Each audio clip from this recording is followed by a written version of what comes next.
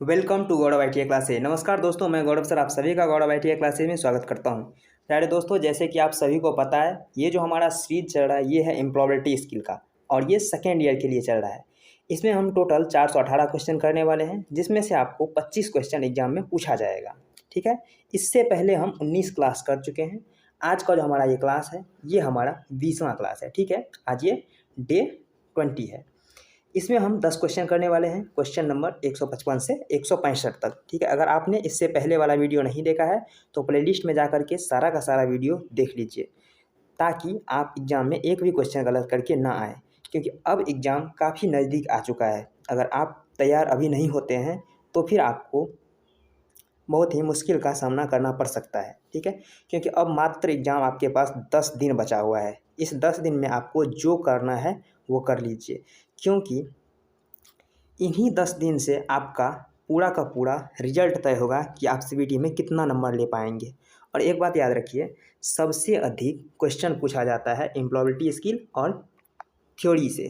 Theory में सबसे अधिक पूछा जाता है, यानी कि 38 नंबर का अगर मैं सही हूँ तो, और एम्प्लॉयबिलिटी में 25 नंबर का, और हर एक का 2-2 मार्क होता है। इस हिसाब से अपने हिसाब से देख लीजिए। आपको WCS और जो ड्राइंग है इस पे कम से कम ध्यान देना है, क्योंकि इससे प्रीवियस ईयर का जो भी क्वेश्चन होगा 2-4 साल का आप देख लीजिएगा उसमें किस तरह से क्वेश्चन पूछा गया। और 2-4 साल क्या, इससे पहले ही जो है ये वाला सिस्टम लागू हुआ है ऑब्जेक्टिव वाला, तो इससे पहले जो क्वेश्चन पूछा गया है वो देख लेना। और एम्प्लॉयबिलिटी स्किल में करना आप लोग क्या, जो सिंबल वाला होता है, जैसे कि इस तरह सिंबल होगा, कहीं मुखड़ा बनाकर कुछ, यानी कि ड्राइंग में सिंबल वाला को थोड़ा ध्यान से पढ़ के जाना, ताकि आप वहाँ पे बनाएंगे। और अधिकतम समय दीजिए आप थ्योरी और एम्प्लॉयबिलिटी स्किल पे, क्योंकि ये सबसे अधिक क्वेश्चन पूछा जाएगा इससे। क्योंकि बाकी अगर सब्जेक्ट में आप देते हैं तो आपको पूरा का पूरा सिलेबस पढ़ने के बाद आपको 6 नंबर मिलेगा, लेकिन अगर इस पे आप समय देते हैं, उतना ही समय अगर इस पे दे दें तो इसका 3 गुना 4 गुना अधिक आपको मिल सकता है। और याद रखिए, अगर आप अधिक नहीं पढ़ सकते हैं तो कोई बात नहीं, आप जितना पढ़ चुके हैं अभी तक उसको मल्टीपल टाइम रिवाइज करिए। ठीक है, आगे मत पढ़िए। अगर आप आगे नहीं पढ़ सकते हैं तो आगे मत पढ़िए, लेकिन जितना आपने पढ़ा है उसमें से एक भी क्वेश्चन गलत करके आपको नहीं आना है। ठीक है, आप आगे पढ़ भी लेंगे, लेकिन पीछे वाला अगर भूल गए तो फिर वहाँ पे बहुत दुख होगा, क्योंकि आप पढ़े हुए क्वेश्चन को गलत करके आएंगे। अगर नहीं पढ़े हैं तो कोई दिक्कत नहीं है, लेकिन अगर पढ़े हुए क्वेश्चन आपसे गलत हो रहा है तो ये तो बहुत बड़ी गलती हो जाएगी। ठीक है, तो आप लोग जितना हो सके रिविजन करिए, जितना आपने पढ़ा है उसे फुल टाइम रिविजन करिए। चलिए चलते हैं आज के हम क्लास की तरफ। सबसे पहले हम बता दें, ये क्वेश्चन जो है इससे देख लीजिए, ये जो 4 लाइन है इसको अगर सही से समझ लेते हैं तो आपको एग्जाम में पक्का कम से कम 2 क्वेश्चन इस तरह से पूछेगा, फॉर्मल इनफॉर्मल या फिर औपचारिक अनौपचारिक पे।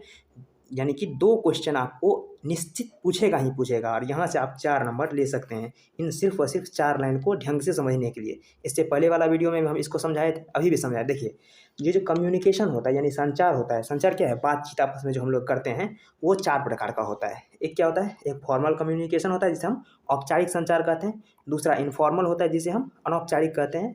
तीसरा वर्बल कम्युनिकेशन यानी कि मौखिक, और नॉन वर्बल यानी कि गैर मौखिक, यानी कि बिना बोले।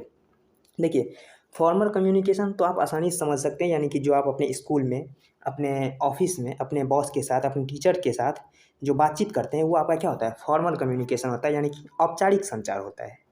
इनफॉर्मल क्या होता है, आप अपने दोस्तों के साथ, अपने घर परिवार में, कहीं अपने रिश्तेदारी में जो बातचीत करते हैं वो आपका इनफॉर्मल होता है, जहाँ पे किसी भी प्रकार का रेस्ट्रिक्शन नहीं होता। ठीक है, वो होता है आपका इनफॉर्मल। बात करें मौखिक संचार यानी कि वर्बल कम्युनिकेशन। वर्बल कम्युनिकेशन वो होता है जिसमें वर्ड का प्रयोग किया जाए। ध्यान रखिएगा, वर्बल कम्युनिकेशन और हिंदी में दिया है मौखिक संचार। ये मत समझिए कि जिसमें मुंह से बोला जा रहा है सिर्फ वही मौखिक संचार में आएगा, नहीं। मौखिक संचार में वो आएगा जिसमें शब्द का प्रयोग हो, चाहे वो मुंह से बोल के हो, चाहे फिर हाथ से लिख के हो, वो आपका मौखिक संचार ही, यानी कि इंग्लिश में वर्बल कम्युनिकेशन के अंदर ही आएगा, नॉन वर्बल में नहीं आएगा। आपको नॉन वर्बल में क्या आता है, जिसमें शब्द का प्रयोग ना हो। ध्यान से देखिए, आप कंफ्यूज हो सकते हैं, मौखिक मतलब सिर्फ मुंह से, गैर मौखिक मतलब बिना मुंह का, आप या ये याद कर सकते हैं, लेकिन ये गलत है। मौखिक में मुंह से तो बोल सकते ही हैं, हाँ, साथ ही साथ हाथ से जो लिखेंगे वो भी मौखिक संचार में ही आएगा। यानी कि मौखिक से सीधा मतलब रख दीजिए, मुंह से वर्ड निकलता है, तो जिसमें वर्ड होगा वो आपका जो है वर्बल कम्युनिकेशन होगा, यानी कि मौखिक संचार होगा। और जिसमें शब्द का प्रयोग, वर्ड का प्रयोग हम नहीं करेंगे, वो आपका नॉन वर्बल यानी कि गैर मौखिक संचार होगा। जैसे कि गैर मौखिक संचार का उदाहरण दे सकते हैं कहीं आप हाथ हिला करके किसी को बता रहे हैं जाने के लिए, या फिर आँख दबा करके बता रहे हैं कि तुम वहाँ मिलो, हम वहाँ पे मिलते हैं, या इस तरह से अगर अपने शरीर के कुछ भाषा को या फिर अपने फेस का एक्सप्रेस करेंगे कि सामने वाला समझ जाए। मान लीजिए अगर गुस्सा हो रहा था, आप ऐसे दाँत खींच के बोलेंगे तो वो ऐसा लगेगा कि इसे गुस्सा हो रहा है, वो समझ जाएगा। जैसे कि आजकल ये अंगूठा ऐसे कर देता है तो समझ लीजिए कि आपको वो लाइक करने के लिए कह रहा है। तो इस तरह से जो है वो जो होता है कम्युनिकेशन, वो होता है आपका गैर मौखिक, यानी कि उसमें शब्द का प्रयोग नहीं किया जाता है, ना ही बोलकर और ना ही लिखकर, वो सिर्फ और सिर्फ शारीरिक भाषा से प्रयोग किया जाता है। तो वो हो जाता है आपका गैर मौखिक, यानी कि नॉन वर्बल। वर्बल में क्या होता है, जिसमें शब्द का प्रयोग हो। हमें आशा है ये 4 वर्ड आप जरूर समझ गए होंगे। चलिए आज के क्वेश्चन की तरफ चलते हैं फटाफट। देखिए पहला क्वेश्चन कह रहा है when we write letters, email, message etc we are using. ये क्वेश्चन इससे पहले भी आया हुआ है, यानी कि ये क्वेश्चन काफ़ी इंपॉर्टेंट है, इसलिए ये दोहरा गया है। ठीक है, जब आप पत्र, ईमेल, संदेश आदि लिखते हैं तो हम डैश का उपयोग करते हैं। लिखते हैं किसका प्रयोग करेंगे, हम वर्बल कम्युनिकेशन का प्रयोग करेंगे, जो कि ऑप्शन नंबर बी में दिख रहा है। क्या हो जाएगा, 156 का बी हो जाएगा, क्योंकि यहाँ पे वर्ड का प्रयोग करना है। लिखने में हमें वर्ड का प्रयोग करते हैं, किसी को बोलने में भी वर्ड का प्रयोग करते हैं, इसलिए verbal communication option number B होगा। चलिए नेक्स्ट क्वेश्चन क्या कर रहा है, नेक्स्ट कह रहा है कम्युनिकेटिंग विदाउट वर्ड्स, यानी कि बिना शब्द के बोले, यूजिंग ओनली गेस्चर्स। यहाँ देखिए यहाँ पे वर्ड दिया गया, यहाँ पे ये नहीं दिया गया कि मुंह से बोले, ये कह रहा है बिना वर्ड का प्रयोग किए बॉडी लैंग्वेज से, फेशियल एक्सप्रेशन से क्या आपको समझाना है, वो क्या होता है, इशारों, हाव भाव, चेहरे का भाव का उपयोग करके बिना शब्द के संचार करना क्या कहलाता है, वो होता है आपका नॉन वर्बल, यानी कि जिसमें शब्द का प्रयोग ना हो वो होता है आपका नॉन वर्बल, यानी कि ऑप्शन नंबर डी जो है इसका एकदम सही जवाब है। चलिए नेक्स्ट क्वेश्चन क्या कर रहा है, नेक्स्ट है the ability to receive and accurately interrupt message in the communication process is called, यानी संचार प्रक्रिया में संदेश को प्राप्त करने और सटीक रूप से व्याख्या करने की क्षमता को डैश कहते हैं। संदेश को किस तरह प्राप्त करिएगा, आप अगर ढंग से अगर सुनते हैं तो उसे आप सही से यानी कि आप प्राप्त कर सकते हैं और फिर उसको व्याख्या कर सकते हैं। अगर पहले सबसे पहला काम होता है आपको सुनना, यानी कि लिसनिंग एक स्किल है, एक कौशल है सुनने की। आप कहेंगे ये कैसा हो गया, लिसनिंग कैसे कौशल हो सकता है, होगा। मान लीजिए कहीं लोग, आप कई लोग को देखते होंगे कि आप उसको कुछ बताना चाह रहे हैं, लेकिन वो क्या करेगा, आपको बीच में ही टोक के वो अपने बारे में कुछ बताना लगेगा, या फिर आपके बात को पूरा नहीं सुनेगा, बीच में ही टोक के वो उसको बताना शुरू कर देगा। तो वो होता है बेकार लिसनिंग, यानी कि बैड लिसनिंग होता है।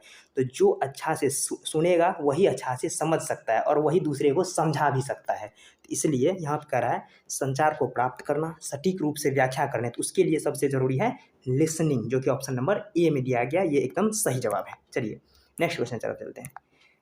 अगर आपको पीडीएफ चाहिए तो गौरव आईटी क्लासेज नाम से टेलीग्राम ग्रुप है, वहाँ पे ज्वाइन होकर के आप सारा का सारा पीडीएफ ले सकते हैं। जो इससे पहले पढ़ाया गया वो भी, और आगे जो भी पढ़ाया जाएगा वो भी पीडीएफ आपको वही मिलने वाला है, और वहाँ से प्रैक्टिस करते रहिए सबसे अधिक बार। ठीक है, देखिए ये क्वेश्चन कर रहा है गुड लिसनिंग, यानी कि अच्छा सुनने वाला स्किल मेक वर्कर्स, यानी कि सुनने का जो इसके अंदर अच्छा कौशल होगा जिस श्रमिक के अंदर, वो क्या बनता है, वो प्रोडक्टिव बनता है। यानी कि जो कोई किसी भी बात को ढंग से सुनेगा तो उस पर अप्लाई भी उतना ही सही तरीक़ा से कर पाएगा, और अगर उसको अप्लाई करके वो अच्छा से अच्छा प्रोडक्ट बनाएगा और वो क्या हो जाएगा, वो प्रोडक्टिव हो जाएगा। ऑप्शन नंबर ए जो है इसका बिल्कुल करेक्ट है। चलिए प्रोडक्टिव हो जाएगा, अच्छा सुनने वाला प्रोडक्टिव होता है। चलिए अगला क्वेश्चन कह रहा है listening to radio, television show etc is an example, यानी कि जैसे कि आप रेडियो सुन रहे हैं, टीवी देख रहे हैं, तो उस समय जो आप सुनते हैं, रेडियो टीवी शो सुनना, यह किसका उदाहरण है। ऑप्शन ए कह रहा है एक्टिव लिसनिंग, ऑप्शन बी कह रहा है नॉन वर्बल कम्युनिकेशन। देखिए कम्युनिकेशन का इसमें बात ही नहीं कर रहा है, ये कह रहा है सिर्फ और सिर्फ सुनने की बात कर रहा है, तो कम्युनिकेशन तो यहाँ गलत हो जाएगा, और वर्बल कम्युनिकेशन ये भी गलत हो जाएगा। अब दो प्रकार का लिसनिंग होता है, एक होता है एक्टिव लिसनिंग, एक होता है पैसिव लिसनिंग। जो अच्छा लिसनिंग होता है वो होता है एक्टिव लिसनिंग, और जो बुरा लिसनिंग होता है वो होता है पैसिव लिसनिंग। अब समझिए एक्टिव लिसनिंग क्या होता है कि जैसे कि आपको टीचर पढ़ा रहा हो, आप पूरे ध्यान से उस पर एकदम कंसंट्रेट करके सुन रहे हैं, यानी कि हम अभी आपको जो बोल रहे हैं आप अगर ध्यान से इसे सुन रहे हैं तो ये आपका एक्टिव लिसनिंग है। ठीक है, अगर आप अभी सुन भी रहे हैं, साथ ही साथ देख रहे हैं कहीं पकौड़ा छन रहा है वो भी देख रहे हैं, आपका दोस्त कोई आ रहा है वो भी कर रहा है खेलने के लिए चल, आप वहाँ भी जाने के लिए तैयार हैं, तो इस हिसाब में आप हमारी बातों को ढंग से नहीं सुन पाएंगे, और ये हो जाएगा पैसिव लिसनिंग। तो क्या अगर आप रेडियो सुन रहे हैं, टीवी देख रहे हैं, तो क्या इतना ढंग से देखते हैं, जिस तरह टीचर पढ़ा रहे हैं तो वहाँ देखते हैं ऐसे टुकुर टुकुर करके नहीं देखते हैं। आप टीवी देखने के साथ साथ खा भी रहे हैं, आप रेडियो सुनने के साथ साथ घूम भी रहे हैं, दोस्तों से भी बात कर रहे हैं, साथ ही कहीं का प्लान भी बना रहे हैं, ये सब कुछ करते हुए आप टीवी देखते हैं, रेडियो देखते हैं, इसमें तो इतना इंपॉर्टेंट समय निकाल करके आप देते नहीं। तो ये होता है आपका पैसिव लिसनिंग, जो कि ऑप्शन नंबर सी में एकदम सही है। लेकिन इसमें एक मामला है। मामला क्या है? देखिए मैं बताता हूँ आपको। ऑप्शन नंबर सी इसका एकदम सही आंसर है। आप भी सोच सकते हैं सही आंसर रहेगा, लेकिन निमी के द्वारा इसका जो आंसर है शायद ऑप्शन नंबर बी दिया गया है, क्योंकि यहाँ पे देखिए इसका कोई कनेक्शन ही नहीं है। Verbal communication, non verbal communication, यहाँ पे कम्युनिकेशन का कोई मतलब ही नहीं बनता है। यानी कि निमी में गलत दिया हुआ है। आपको करना क्या है? आपको गूगल पे सर्च नहीं मारना है, कहीं जाकर के पूछने की ज़रूरत नहीं है। आप जो सेट बनाते हैं, आप जो निमी पे सेट मारते हैं एम्प्लॉयबिलिटी स्किल का, तो वहाँ आप ध्यान से देखिएगा। ये वाला क्वेश्चन अगर आए, यानी कि रेडियो, टीवी शो आदि को सुनते हुए जो लिसनिंग होता है वो कौन सा लिसनिंग होता है, तो वहाँ पे आप देखिएगा, वहाँ पे आपका आंसर क्या टिक करता है सही। ठीक है, वैसे इसका आंसर क्या है? पैसिव लिसनिंग इसका सही है। लेकिन निमी के अनुरूप आपको चलना है, क्योंकि आपको मार्क वहीं मिलने वाला है, यहाँ से आपको मार्क नहीं मिलेगा। ठीक है, आप उस सेट में देखिएगा कि कौन सा आंसर सही मान रहा है किताब। ठीक है, और उसी के हिसाब से आपको वहाँ पे अगर ये क्वेश्चन आ जाए तो एग्जाम में भी उसी को टिक करके आइएगा। मान लीजिए वहाँ अगर नॉन वर्बल ही दे रहा है आपके सेट में, तो वहाँ भी आप नॉन वर्बल मार के आइए। भले ही सही आंसर पैसिव है, लेकिन नॉन वर्बल जैसे यहाँ पे गलती दिया गया है, तो भी आपको वहाँ पे गलती ही मार के आना है। कारण ये है कि वहाँ पे तो कोई इंसान चेक करता नहीं है। आपका एग्जाम भी होगा कंप्यूटर बेस्ड, वहाँ पे चेकिंग ही होगा कंप्यूटर बेस्ड, फिर आपका रिजल्ट भी आएगा कंप्यूटर से ही। यानी कि इसमें इंसान का कोई इंटरफेयर नहीं है। तो जो यानी कि इंसान का अगर रहेगा तभी तो सोचेगा रही है तो गलत हो गया, यहाँ पे पैसिव लिसनिंग होना था, यहाँ तो हमने कुछ और आंसर दे दिया। लेकिन कंप्यूटर को ये दिमाग थोड़ी ना है कि ये गलत है ये सही है। उसको जो डेटा दे दिया उसी के आधार पर वो जांच करेगा। तो इसीलिए आप सेट मारिए और वहाँ पे देखिए कि इसमें से कौन सा आंसर को सही करता है। 160 नंबर का देख लीजिए, ध्यान से देखिएगा, ये आपका स्टार पॉइंट है। ठीक है, यहाँ पे देख लीजिए कौन सा आंसर सही टिक करता है, वही आंसर आप लोग एग्जाम में बना के आएंगे। ठीक है, चलिए नेक्स्ट क्वेश्चन तरफ चलते हैं। वैसे इसका आंसर जो है सी सही है, लेकिन आप सेट में जरूर देखिएगा। अगला क्वेश्चन कह रहा है, paying attention to the speak not interrupting, taking time to understand before asking questions or responding is dash।